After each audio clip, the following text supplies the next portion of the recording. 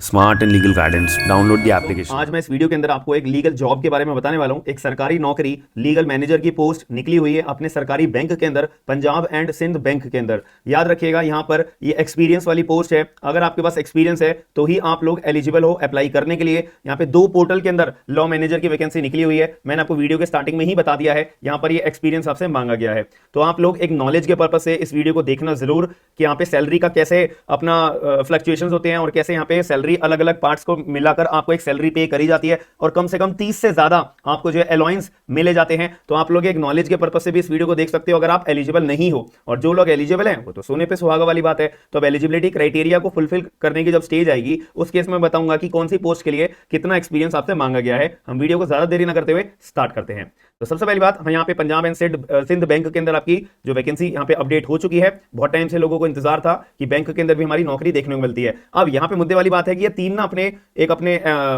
Recruitment एक अपना criteria होता है, कोड्स होते हैं JMGS1 और MMGS2 और MMGS3। तो ये दो स्टेज की हमारी जो है लॉ मैनेजर के तौर पे चूज करा जाएगा।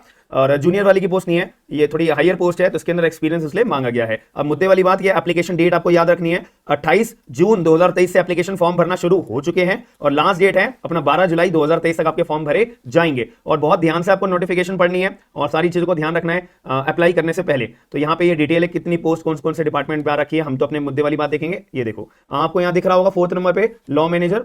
वीडियो में आगे बढ़ने से पहले मैं एक बहुत जरूरी जानकारी मैं आपको देना चाहता हूं। बहुत सारे एडवोकेट्स, यंग एडवोकेट्स परेशान होते हैं कि मेरे को अगर पर्टिकुलर कोई एप्लीकेशन फाइल करनी है कोर्ट के अंदर, मेरे को अगर कोई पर्टिकुलर केस फाइल करना है एक कोर्ट के अंदर, ट्राइब्यूनल के अंदर कोई एप्लीकेशन लगानी है, कोई गवर्नमेंट अथॉरिटी के पास में कोई एप्लीकेशन लगानी है, इनफैक्ट मेरे को अपने जहां पे मैं जॉब कर रहा हूं वहां पर कोई एप्लीकेशन लगानी है, तो उसका ड्राफ्ट का फॉर्मेट क्या होता है, सारे के सारे सभी लोगों के लिए मैंने एक सिंपल सॉल्यूशन आप सभी लोगों के लिए लेकर आ गया हूं। कंप्लीट आपको जो है 4000 से ज्यादा ड्राफ्ट केवल और केवल 499 के अंदर आपके लिए मैं लेकर आ चुका हूं। केवल आपको मेरा स्मार्ट एंड लीगल गाइडेंस के नाम से एप्लीकेशन डाउनलोड करना है। डाउनलोड करने के बाद आपको अपनी स्क्रीन के ऊपर, अपनी एप्लीकेशन के ऊपर ही दिख जाएगा ये पर्टिकुलर ड्राफ्ट का ये पर्टिकुलर फॉर्मेट। तो वहां पर आपको 499 पे करने के बाद में कंप्लीट दुनिया संसार के, इंडिया के किसी भी कोने में आप वकालत करते हो तो वहां पर आपको कोर्ट के अंदर एप्लीकेशन लगानी है, सूट फाइल करना है, कुछ भी करना है, सारे के सारे ड्राफ्ट आपको 100% एक्यूरेट, 100% एडिटेबल आपको देखने को मिलेंगे। आप अपने केस के हिसाब से, अपनी कन्वीनियंस के हिसाब से उसको एडिट करके चेंज कर सकते हो और कंप्लीट आपको फॉर्मेट मिल जाएगा। कोर्ट का कोई ड्राफ्ट होता है, इनकम टैक्स GST का कोई ड्राफ्ट होता है, कॉर्पोरेट बिजनेस का कोई ड्राफ्ट होता है, HR लीगल फॉर्मेट्स सारे के सारे मैंने आपके लिए अपलोड कर दिए हैं। यहां पर जो है आपको एडॉप्शन का affidavit, agreement, application, appointment, apprenticeship, arbitration का, असाइनमेंट, बैंकिंग, बॉन्ड एंड यहाँ पे एक्नॉलेजमेंट 100% एक्यूरेट है। याद रखिएगा, सारे के सारे कोर्ट के लीगल ड्राफ्ट, इनकम टैक्स के हिंदी वाले ड्राफ्ट भी मैंने अपलोड कर दिए हैं कि अगर कोई हिंदी में वकालत करता है और हिंदी के अंदर उसका एप्लीकेशन अपनी फाइल करनी होती है, हिंदी वाले भी मैंने ड्राफ्ट सारे के सारे डाल दिए हैं। Supreme court, high court, district court, civil court, tribunal, XYZ किसी भी जगह पे आपको ड्राफ्ट फाइल करना है तो ये कंप्लीट सॉल्यूशन मैंने आपके लिए ला चुका हूं। आपको smart and legal guidance application download करनी है, उसके बाद ये ड्राफ्ट सारे के सारे आपको मिल जाएंगे। आपको यहाँ दिख रहा होगा 4th नंबर पे एक तो लॉ मैनेजर की वैकेंसी आ रखी है, ये MMGS2 के अंदर आ रखी है। यहाँ पे जो है आपको OBC वालों के लिए 1 पोस्ट है एंड अंडर ग्रेजुएट वालों के लिए अपना ये अनरिजर्व कैटेगरी के लिए 5 पोस्ट आ रखी है। टोटल 6 पोस्ट आपको देखने को मिलेगी। अब यहाँ पे एक और पॉइंट आ जाओ आप, 18th पॉइंट पे आ रखा है हमारा लॉ मैनेजर की यहाँ पे पोस्ट आ रखी है MMGS3 के लिए। अब यहाँ पे जो है केवल और केवल एक ही वैकेंसी है अनरिजर्व कैटेगरी के लिए, ये चीज आपको याद रखनी है। मैंने ये चीज आपको क्लियर बता दी है। माइंड में क्लैरिटी होना बहुत जरूरी है। जिन लोगों के दिमाग में कंफ्यूजन रहती है ना, तो उन सबको मैं सॉल्यूशन बता देता हूं कि एक एप्लीकेशन जो फॉर्म आता है ना, उसके अंदर हमें क्या क्या चीज देखनी पड़ती है। लास्ट डेट क्या है फॉर्म भरने की, एप्लीकेशंस के अंदर हमारा एलिजिबिलिटी क्राइटेरिया क्या है, पोस्ट कितनी है, कौन से लेवल की पोस्ट है, सैलरी कितनी मिलेगी और अप्लाई मैं कर पाऊंगा और सिलेबस क्या रहेगा, एग्जाम मोड कोई है या नहीं है। अब इसके अंदर मुद्दे वाली बात समझ लेते हैं। रिलैक्सेशन मैंने आपको बता रखा है, ये देखो 5 साल, 3 साल, 10 साल, 5 साल, 5 साल एज पर योर कैटेगरी। तो ये चीज आप पढ़ सकते हैं। एंड इसके अंदर अब हमारे को आ रहा है पेज नंबर 5 के अंदर, हमारे मुद्दे वाली बात पे पेज नंबर 5 के ऊपर आ जाते हैं। ये रहा पेज नंबर 5। तो ये रहा हमारा लॉ मैनेजर MMGS2 की यहाँ पे वैकेंसी आ रखी है। ठीक है, अब यहाँ पे क्या है, आपके पास बैचलर्स डिग्री इन लॉ मांगी गई है और उसमें 60% होना मैंडेटरी है।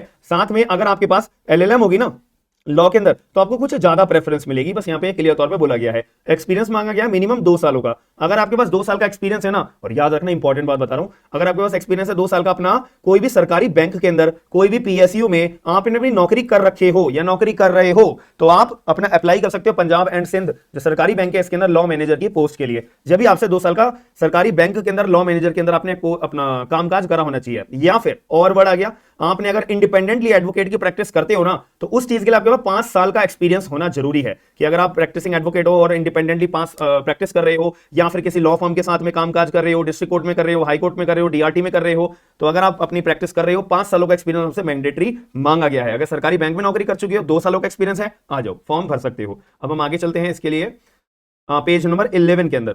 ये हमारा पहली लॉ मैनेजर होगी MMGS 2 में। अब पेज नंबर 11 पे आ जाते हैं MMGS 3 के लिए समझने के लिए। बहुत सारी पोस्ट है ना, इसीलिए हमारे को ये चीज देखनी होती है।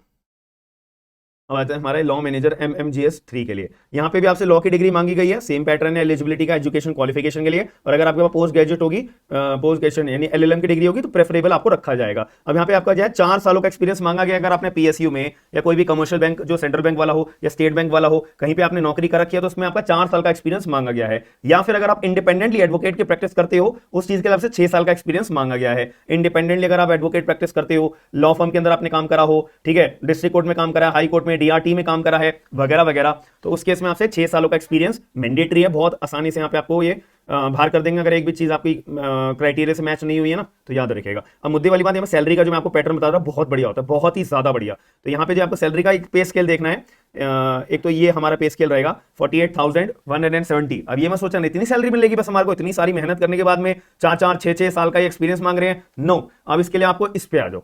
यहाँ पे मैंने आप लोगों के लिए ऑलरेडी निकाल के रखा हुआ है आपकी अंडरस्टैंडिंग के लिए। ये देखिए, ये हो गया हमारा पे स्केल, ये वाला पे स्केल हो गया, पे स्केल नंबर 2। अब इस केस के अंदर ये देखिए, आपको ये दिख रहा होगा यहाँ पर इतने सारे पे स्केल हैं अपने ये, ठीक है। अब इसके अंदर हम आ जाते हैं। ये देखो मिनिमम आपको जो है किस किस चीज का एक्सपीरियंस मिलता है, मैं दिखाता हूँ आपको अभी, उससे क्या क्लियर हो जाएगा। पहले तो आपको अलाउंस मिलता है डियरनेस अलाउंस, स्पेशल अलाउंस, ठीक है। 2 अलाउंस और मिलते हैं, हमने वो मिस कर दिए, ठीक है, कोई बात नहीं, आगे चलते हैं। इसके अंदर हाउस रेंट अलाउंस मिलता है, सिटी कंपेंसेटरी अलाउंस मिलेगा आपको, लोकेशन अलाउंस मिलेगा, मेडिकल एड का जो अलाउंस मिलेगा, लर्निंग अलाउंस मिलेगा, फिक्स्ड पर्सनल पे मिलेगा, ठीक है, and recovery housing and future rent मिलेगा। अगर आप घर रेंट पे मिलते हो सरकार पे करेगा, आपको 1 रुपया पे नहीं करना, महल में क्यों ना रह रहे हो आप, ठीक है, बट एक कुछ टाइम के लिए कुछ ना अमाउंट मिलता है। और हॉल्टिंग अलाउंस मिलेगा, एंड लॉजिंग अलाउंस मिलेगा, एंड प्रोफेशनल क्वालिफिकेशन पे मिलेगा आपको, ठीक है, एंड लिविंग ट्रैवल कंसेशन मिलेगा, एंड आपको अनकैशमेंट LTC मिलेगा कि आप पे तो अपनी टिकट खरीद लो अपनी जेब से, फिर वो जो बिल होगा वो आप अपने बैंक वालों को देना, वो आपको अनकैश करके दे देंगे, बात खत्म हो जाती है, ठीक है।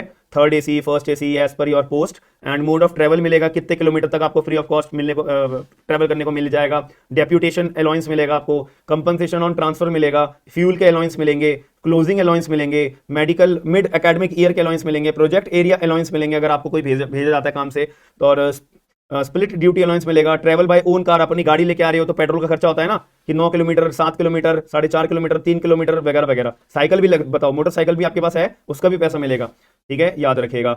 एंड ऑफिशिएटिंग अलाउंस मिलेगा, एंड आपको कन्वीनियंस वाला अलाउंस मिलेगा, रेसिडेंशियल एकोमोडेशन वाला फैसिलिटी आपको मिलेगी, एंड हाँ जी, ये सारी चीज़ें हो गई हमारी, बहुत सारी चीज़ें मिलती हैं यहाँ पे, एक सेकेंड, ये सारी चीज़ें मिलेंगी आपको, ट्रैवल अलाउंस मिलेगा, ये सारी बेसिक आपको चीज़ें मिलती हैं। तो आपको मेरे को होप है कि आपको ये चीज़ें समझ में बहुत अच्छे से आ गई होंगी, कौन कौन से अलाउंस हमारे को देखने को मिलते हैं अगर हम सरकारी नौकरी पे अपना ये पोस्ट निकाल लेते हैं। जब भी देखो आप ये कॉमन सेंस है कि भाई अगर इतने सारे अलाउंस 30+ अलाउंस आपको मिल रहे हैं, प्लस आपको सैलरी इतनी अच्छी खासी मिल रही है, तो आप एक्सपेक्टेशन रख सकते हो कि यहाँ पे अच्छा खासा एक्सपीरियंस मांगा गया होगा। कि आप देखिए अच्छा खासा एक्सपीरियंस मांगा गया है, 2 साल का, 5 साल का, 4 साल का, 6 साल का। तो इसीलिए तो अगर आपको नॉलेज के पर्पज से वीडियो अच्छी लगी है तो वीडियो को लाइक जरूर करिएगा, चैनल को सब्सक्राइब करके वीडियो को शेयर जरूर करिएगा अपने सीनियर्स को, जो लोग आपको लगता है कि एलिजिबल होंगे इस पोस्ट के लिए, याद रखेगा। और फर्दर आपको कोई भी जानकारी चाहिए हो, आप एक बार मुझे कमेंट बॉक्स में अपना कमेंट पिन कर देना, होपफुली मैं आपके कमेंट का रिप्लाई करके आपकी सारी क्वेरी दूर जरूर कर दूंगा। हम मिलते हैं नेक्स्ट वीडियो के अंदर। थैंक यू, धन्यवाद।